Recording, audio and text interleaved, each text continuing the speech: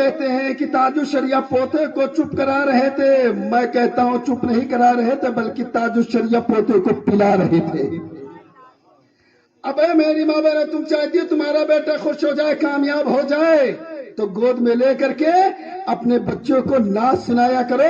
یہ کسی ایسے ویسے کا طریقہ نہیں ہے، ہمارے بزرگوں کا طریقہ ہے، تاج الشریعہ کا طریقہ ہے، اعلیٰ حضرت کا طریقہ ہے، مفتی اعظم ہند کا طریقہ ہے، غوث اعظم کا طریقہ ہے، غریب نواز کا طریقہ ہے، بزرگان دین کا طریقہ ہے۔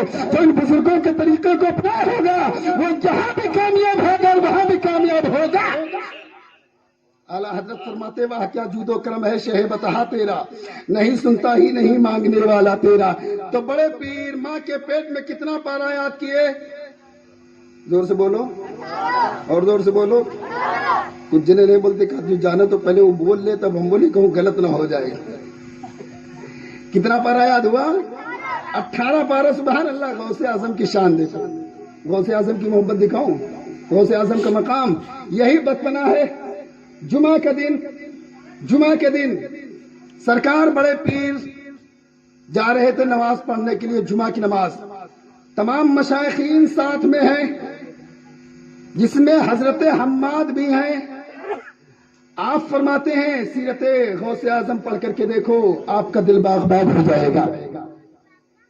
حضرت حماد فرماتے ہیں، راوی کا بیان ہے کہ تمام لوگ، غوث اعظم بھی ہیں، تمام مشائخین جمعہ کی نماز پڑھنے جا رہے تھے، پل پر پہنچے تو حضرت حماد نے بڑے پیر کو دھکا دے دیا، پانی میں گر گئے۔ جب گئے اندر تو نکل کر کے آئے اور ساتھ میں کتاب تھی۔ کیا تھی؟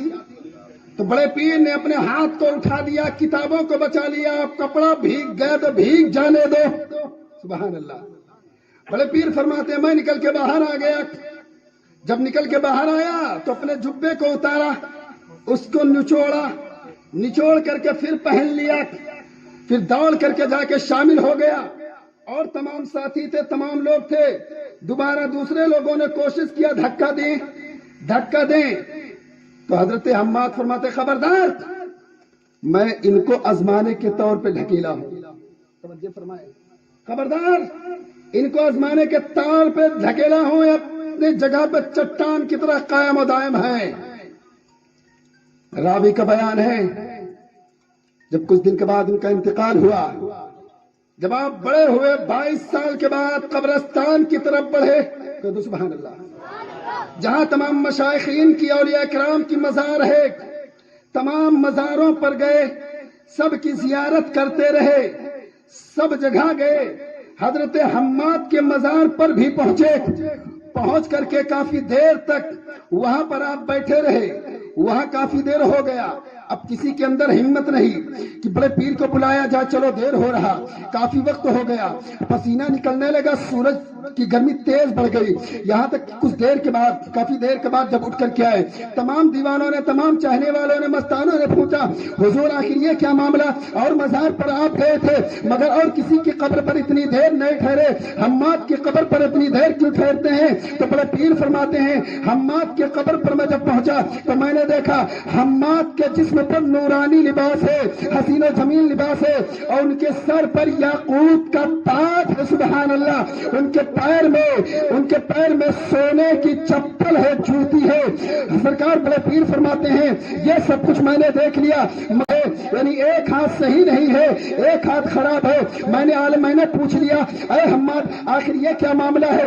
آخر یہ تمہارا تو سب کچھ صحیح سلامت ہے، پاؤں سلامت ہے، دونوں پیر سلامت ہے، یہ ہاتھ سلامت ہے، جسم صحیح سلامت ہے، لباس لاجواب ہے، سر پہ تاج لاجواب ہے، سونے کی چپل تمہارے پیر میں ہے، لاجواب ہے، پوری قبر روشن و منور ہے، پوری قبر کو اللہ نے بک نور بنا دیا، پوری قبر خوبصورت ہے، حسین و جمیل ہے، رحمت کی بارش ہو رہی ہے، آخر یہ تمہارا ہاتھ کیسے خراب ہو گیا؟ تو اندر سے حضرت حماد فرماتے ہیں اے میرے بڑے پیر، اے غوث اعظم عبد القادر، سنو معاملہ یہ ہے، یاد کرو آج کے 22 سال پہلے ہم اور آپ اور تمام مشائخین جمعہ کی نماز پڑھنے کے لیے جا رہے تھے، میں نے آپ کو دھکا دے دیا، آپ گر گئے تھے، اور اس کے بعد میں آپ نکلے تھے، تو اسی وقت اللہ تعالیٰ تعالیٰ نے میرے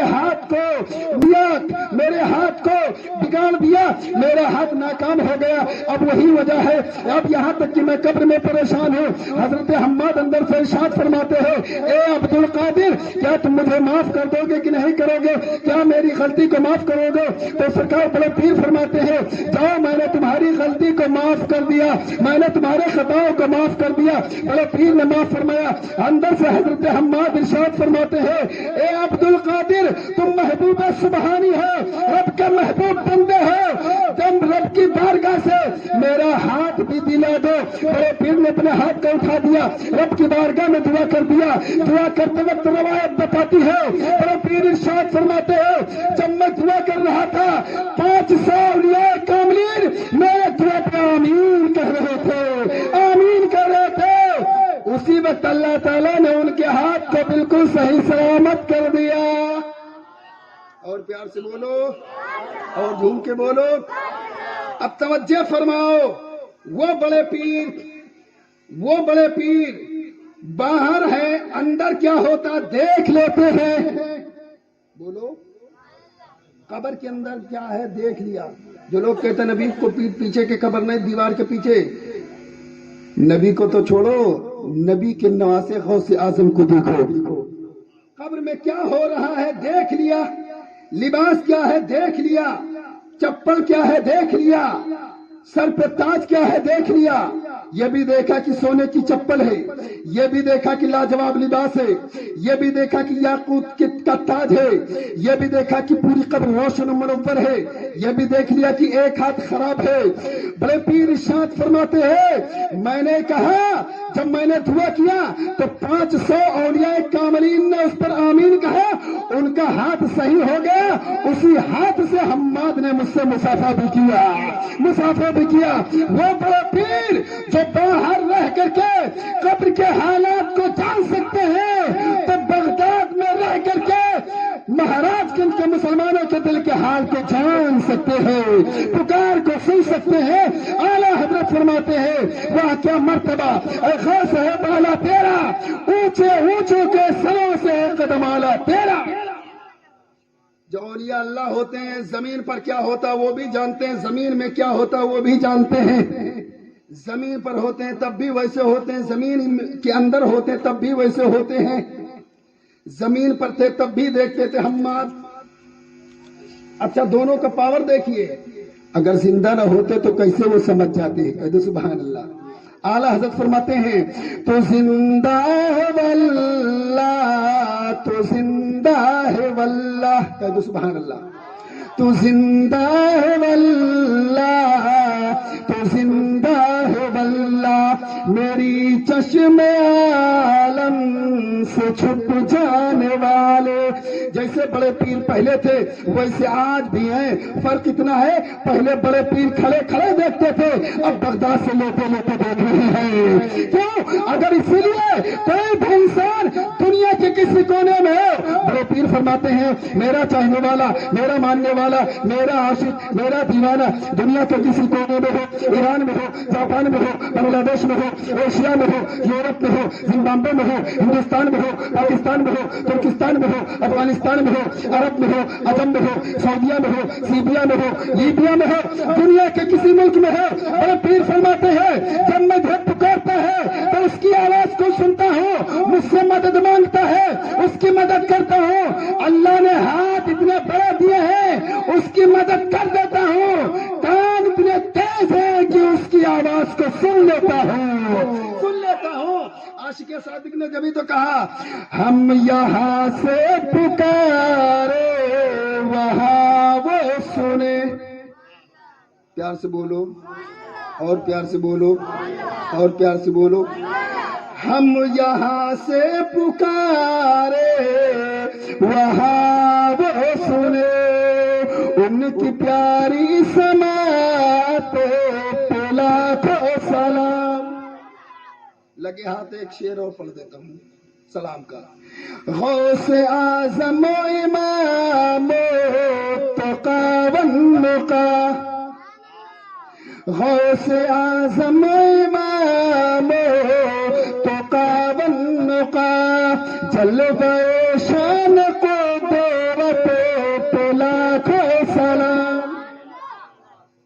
ایک شعر اور پڑھ دوں سیدہ زاہدہ طیبہ طاہرہ، سبحان اللہ، سیدہ زاہدہ طیبہ طاہرہ، پنج گنج ولایت پلا کو سلام۔ وہ بڑے پیر کی شان دیکھو گے، بڑے پیر کی بارگاہ میں بڑھیا آ گئی، بڑھیا سمجھ رہے ہیں، بڑھیا سمجھ، ضعیفہ، اب سمجھے؟ یہ تو تاج بھائی کہتے ہیں ضعیفہ بھی اور تیز ہو گیا، صحیح سمجھ رہے ہیں۔ آ گئی بڑھیا اپنے ایک بیٹے کو لے کے، اس نے کہا حضرت کی بارگاہ میں پیش کر دوں گا، رہے گا، کھائے گا، پڑھے گا، تھوڑا تندرست ہو جائے گا۔ بڑے پیر کی بارگاہ میں لا کے دے دیا۔ کچھ ٹائم گزرا، عرصہ گزرا، بڑھیا نے سوچا لا اپنے بیٹے سے جا کر کے ملاقات تو کروں۔ بڑھیا چلی اپنے بیٹے کو دیکھنے کے لیے، جب آئی تو دیکھا بڑے پیر مرغی کھا رہے ہیں۔ کہہ دو سبحان اللہ، اور پیار سے بولو سبحان اللہ۔ پہلے لوگ مرغا سے چڑھتے تھے، اب پوری دنیا مرغا کھا رہا۔ بڑے پیر کو کچھ لوگ کہتے ہیں مرغا پہ فاتحہ نہیں ہے، بڑے پیر کو مرغا ہی پسند تھا۔ روایتوں میں بات آتی ہے بڑے پیر مرغے کھا رہے تھے، بڑھیا آئی تو دیکھی، اپنے بیٹے سے ملاقات کیا تو دیکھا کہ بیٹا سوکھی روٹی کھا رہا۔ ماں سے پوچھو بیٹی کی محبت ماں بتا پائے گی، باپ سے پوچھو بیٹے کا پیار وہ باپ بتا پائے گا، دوسرا کوئی نہیں بتا سکتا۔ ماں نے دیکھا میرا بیٹا سوکھی روٹی کھا رہا، بڑے پیر کی بارگاہ میں بڑھیا پہنچتی تو دیکھتی کیا ہے، بیٹھ کر کے مرغی حضرت کھا رہے ہیں، اور جا کر کے کہنے لگی حضور میری غلطی کو معاف فرمائیں، آپ مرغی کھا رہے ہیں اور میرا بیٹا سوکھی روٹی، یہ کہاں کا انصاف۔ آپ جلال میں آ گئے، آپ کھاتے تھے، گوشت کھا لیتے تھے اور ہڈی ایک طرف رکھ دیتے تھے، کھاتے تھے ہڈی رکھ دیتے تھے۔ بڑھیا نے جیسے کہا، حضرت نے اپنے ہاتھ اٹھایا اور اس ہڈی پہ رکھ دیا، کچھ پڑا دم کر دیا،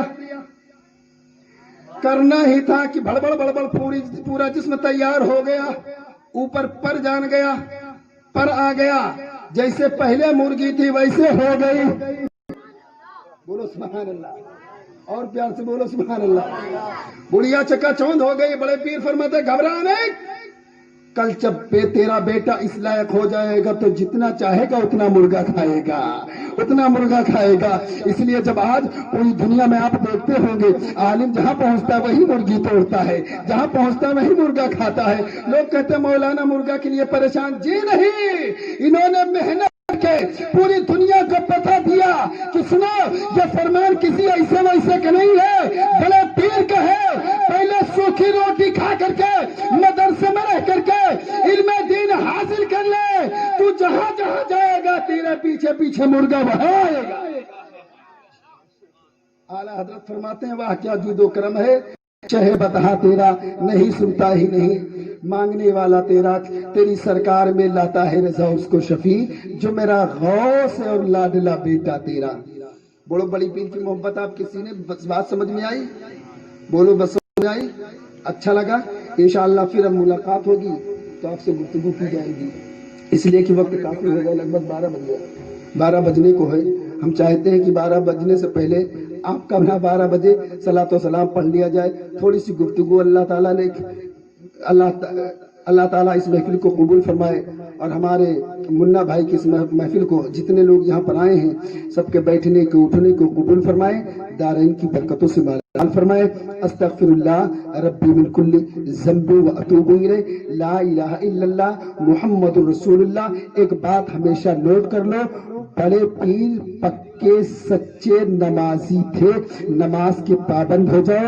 بڑے پیر فرماتے ہیں ان کے قول اور ان کے فعل کو دیکھو گے تو بڑے پیر کا قول و فعل بتائے گا، نماز وہ دولت ہے جو دنیا کی تمام کامیابی تمہارے قدم ملا کر کے ڈال دے گی۔ بڑے پیر عشاء کے وضو سے 40 سال تک آپ نے فجر کی نماز پڑھی ہے۔ لوگ اگر چاہیں کہ ہمیں گیس کی بیماری نہ ہو، ہم شروع ہی سے اس کے مریض نہ بنے، تو سنو نماز کی پابندی پابندی کرو گے انشاءاللہ تمام بیماریاں دور چلی جائیں گی، تمام بیماریاں بھاگ جائیں گی۔ جو سچا نمازی ہوتا ہے اس پر رب کی رحمت برستی ہے، اور جب رحمت برستی ہے تو زحمت بھاگ جاتی ہے، اس کے گھر میں خوشحالی ہو جاتی ہے۔ وہ میری ماں بہنوں، اگر تم چاہتی ہو میرا گھر خوش رہے، میرا گھر آباد رہے، میرا مکان آباد رہے، ہم لوگ آباد رہے، تو نماز کی پابندی کرو، نماز کی پابندی کرنا شروع کر دو۔ باپ، ماں، بہن، بیٹی، بھائی، جتنے لوگ ہیں، عورتیں، بچیاں، لڑکیاں، ماں بہنیں اپنے گھر میں مصلی بچھا دیں، رب کی بارگاہ میں سجدہ کرنے لگے۔ اس لیے روایت بتاتی ہے صبح سویرے فرشتے آتے ہیں، رحمت لے کر کے آتے ہیں۔ کوئی خاتون سجدے میں ہوتی ہے، کوئی بیٹی سجدے میں ہوتی ہے، کوئی ماں سجدے میں ہوتی ہے، کوئی بہن سجدے میں ہوتی ہے، کوئی عورت سجدے میں ہوتی ہے، تو رب کی رحمت آتی ہے اور جھومنے لگتی ہے۔ باپ مسجد ہوتا ہے، بیٹا مسجد میں ہوتا ہے، بھائی مسجد میں ہوتا ہے، داماد مسجد میں ہوتا ہے، بچہ مسجد میں ہوتا ہے، پروار رب کی بارگاہ میں مسجد میں سجدہ کرے، عورتیں اپنے گھر میں سجدہ کرے۔ ایسا لمبا جب انسان ہوتا ہے تو رب کی رحمت کی بارش اس کے گھر میں ہوتی ہے، پورے گھر کو اللہ تعالیٰ روشن منور فرما دیتا ہے، برکت والا فرما دیتا ہے۔ کامیابی چاہتی ہو نماز کی پابندی کرو، کامرانی چاہتی ہو نماز کی پابندی کرو، دولت چاہتی ہو نماز کی پابندی کرو، کامرانی چاہتی ہو نماز کی پابندی کرو۔ اگر کامیابی کی منزلوں کو طے کر کے اور کچھ چاہتے ہو نماز کی پابندی کرو۔ اولاد سے کامیابی، دولت سے کامیابی، اولاد سے کامیابی، بچوں سے کامیابی، بیوی سے کامیابی، دنیا کی کامیابی، آخرت کی کامیابی، ان تمام کامیابی کی ضمانت نماز ہے۔ نماز پڑھنے لگو گے دنیا کی تمام کامیابی تمہارے لیے ہو جائے گی، تمہارے لیے ہو جائے گی۔ رب کی بارگاہ میں دعا ہے ان چند جملوں کے ساتھ اللہ تعالیٰ اس محفل کو قبول فرما اور ہم تمام مسلمانوں کو سچا پکا نبی کا غلام اور نمازی بنا۔